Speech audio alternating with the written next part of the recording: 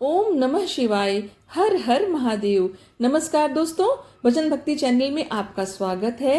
प्रिय भक्तों, श्रावण मास के पावन प्रथम सोमवार की महिमामयी बेला में आइए सबसे पहले वंदन करें महाकाल आशुतोष शिव शंकर त्रिलोचन भगवान का, जिनके स्मरण मात्र से समस्त पाप नष्ट हो जाते हैं।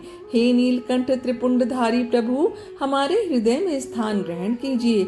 आज से हम सावन मास के 4 पवित्र सोमवार व्रत कथाओं का श्रवण आरंभ कर रहे हैं। जो श्रद्धालु सावन में भगवान शिव को समर्पित सोमवार व्रत रखकर इन मंगलमय कथाओं का श्रवण करता है, उसे अखंड पुण्य कर्म सिद्धि, संतान सुख और मरणोपरांत शिवलोक की प्राप्ति होती है।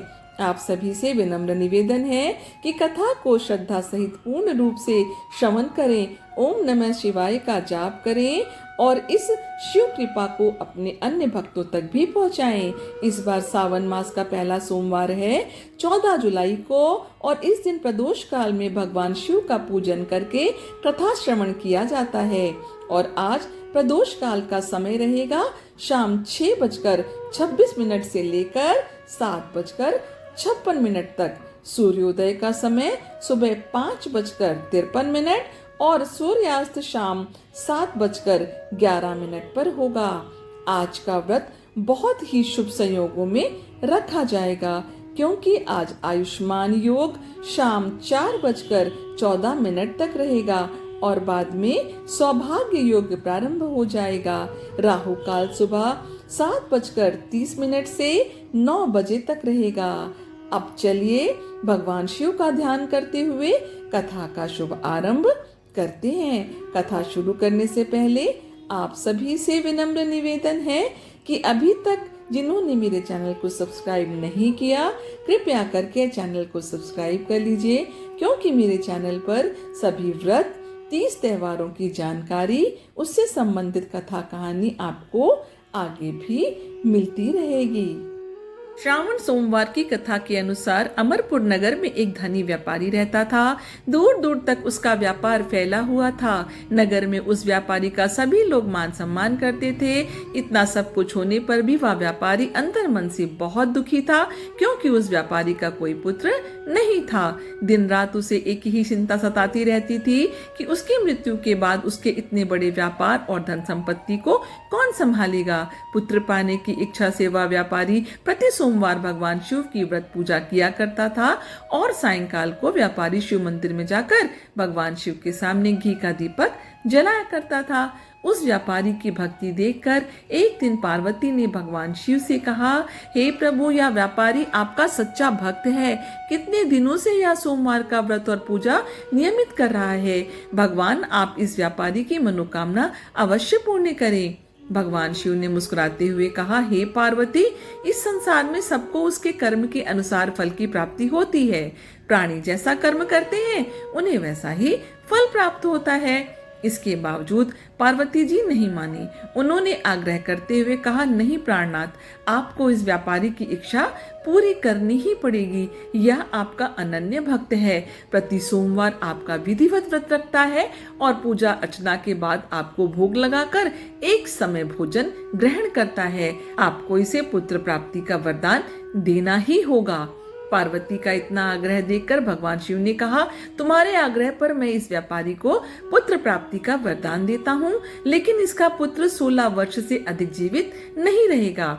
उसी रात भगवान शिव ने स्वप्न में उस व्यापारी को दर्शन देकर उसे पुत्र प्राप्ति का वरदान दिया और उसके पुत्र के 16 वर्ष तक जीवित रहने की बात भी बताई। भगवान के वरदान से व्यापारी को खुशी तो हुई, लेकिन पुत्र की अल्पायु की चिंता ने उस खुशी को नष्ट कर दिया। व्यापारी पहले की तरह सोमवार का विधिवत व्रत करता रहा। कुछ महीने पश्चात उसके घर अति सुंदर पुत्र उत्पन्न हुआ। पुत्र जन्म से व्यापारी के घर में खुशियां भर गईं। बहुत धूमधाम से पुत्र जन्म का समारोह मनाया गया। व्यापारी को पुत्र जन्म की अधिक खुशी नहीं हुई, क्योंकि उसे पुत्र की अल्पायु के रहस्य का पता था। यह रहस्य घर में किसी को नहीं मालूम था। विद्वान ब्राह्मणों ने उस पुत्र का नाम अमर रखा। जब अमर 12 वर्ष का हुआ तो शिक्षा के लिए उसे वाराणसी भेजने का निश्चय किया गया। व्यापारी ने अमर के मामा दीपचंद को बुलाया और कहा कि अमर को शिक्षा प्राप्त करने के लिए वाराणसी छोड़ आओ। अमर अपने मामा के साथ शिक्षा प्राप्त करने के लिए चल दिया। रास्ते में जहाँ भी अमर और दीपचंद्र रात्रि विश्राम के लिए ठहरते, वहीं यज्ञ करते और ब्राह्मणों को भोजन कराते थे। लंबी यात्रा के बाद अमर और दीपचंद्र एक नगर में पहुंचे। उस नगर के राजा की कन्या के विवाह की खुशी में पूरे नगर को सजाया गया था। निश्चित समय पर बारात आ गई, लेकिन वर का पिता अपने बेटे के एक आंख से काणे होने के कारण बहुत चिंतित था। उसे इस बात का भय सता रहा था कि राजा को इस बात का पता चलने पर कहीं वह विवाह से इनकार न कर दे, इससे उसकी बदनामी होगी। वर के पिता ने अमर को देखा तो उसके मस्तिष्क में एक विचार आया। उसने सोचा, क्यों ना इस लड़के को दूल्हा बनाकर राजकुमारी से विवाह करा दूं। विवाह के बाद इसको धन देकर विदा कर दूंगा और राजकुमारी को अपने नगर में ले जाऊंगा। वर के पिता ने इसी संबंध में अमर से और दीपचंद से बात की। दीपचंद ने धन मिलने के लालच में वर के पिता की बात को स्वीकार कर लिया। अमर को दूल्हे के वस्त्र पहनाकर राजकुमारी चंद्रिका से विवाह करा दिया गया। राजा ने बहुत सा धन देकर राजकुमारी को विदा किया। जब अमर लौट रहा था तो वह सच को छिपा नहीं सका और उसने राजकुमारी की ओढ़नी पर लिख दिया, राजकुमारी चंद्रिका, तुम्हारा विवाह तो मेरे साथ हुआ था। मैं तो वाराणसी में शिक्षा प्राप्त करने जा रहा हूँ। अब तुम्हें जिस नवयुवक की पत्नी बनना पड़ेगा वह एक आंख से काना है। जब राजकुमारी ने अपनी ओढ़नी पर लिखा हुआ पढ़ा तो उसने अपने पिता को सारी बात बता दी। राजा ने सब बातें जानकर राजकुमारी को महल में ही रख लिया। उधर अमर अपने मामा दीपचंद के साथ वाराणसी पहुंच गया। अमर ने गुरुकुल में पढ़ना शुरू कर दिया।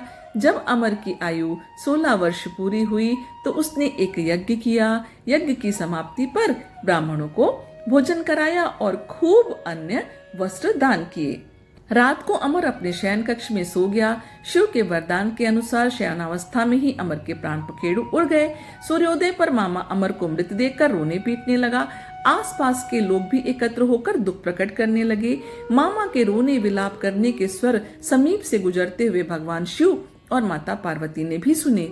पार्वती ने भगवान से कहा, प्राणनाथ, मुझसे इसके रोने का स्वर सहन नहीं हो रहा है, आप इस व्यक्ति के कष्ट को दूर करें। भगवान शिव ने पार्वती के साथ अदृश्य रूप में समीप जाकर अमर को देखा तो पार्वती से बोले, पार्वती, ये तो उसी व्यापारी का पुत्र है। मैंने इसे 16 वर्ष की आयु का वरदान दिया था। इसकी आयु पूरी हो गई है।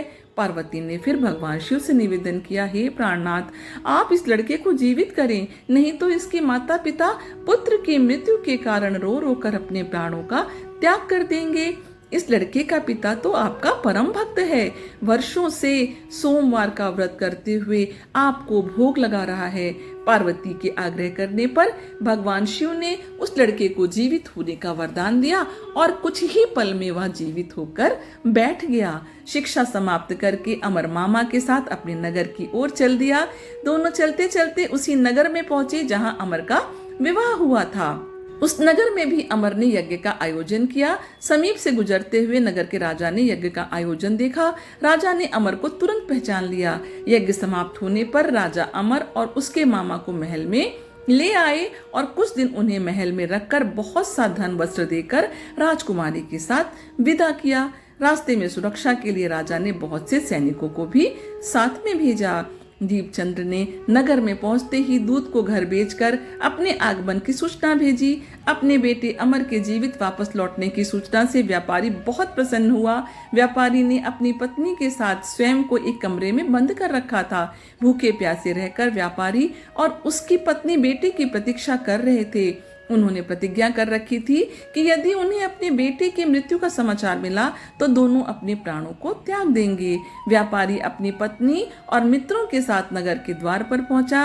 अपने बेटे के विवाह का समाचार सुनकर पुत्र वधू राजकुमारी चंद्रिका को देखकर उसकी खुशी का ठिकाना ही ना रहा। उसी रात भगवान शिव ने व्यापारी के स्वप्न में आकर कहा, हे श्रेष्ठी, मैंने तेरे सोमवार के व्रत करने और व्रत कथा सुनने से प्रसन्न होकर तेरे पुत्र को लंबी आयु प्रदान की है। व्यापारी बहुत प्रसन्न हुआ। सोमवार का व्रत करने से व्यापारी के घर में खुशियां लौट आईं। शास्त्रों में लिखा है कि जो स्त्री पुरुष सोमवार का विधिवत व्रत करते हैं और व्रत कथा सुनते हैं, उनकी सभी इच्छाएं पूरी होती हैं। तो एक बार प्रेम से बोलिए हर हर महादेव। आशा करती हूँ यह कथा आपको पसंद आई होगी। यदि यह कथा आपको पसंद आई हो तो वीडियो को लाइक करिए, इसे अपनी फैमिली और फ्रेंड के साथ शेयर करिए। यदि कोई और कथा या जानकारी चाहते हैं तो कमेंट बॉक्स में अवश्य लिखिए। भगवान भोलेनाथ की कृपा आपके ऊपर हमेशा बनी रहे। आपका दिन शुभ हो। धन्यवाद।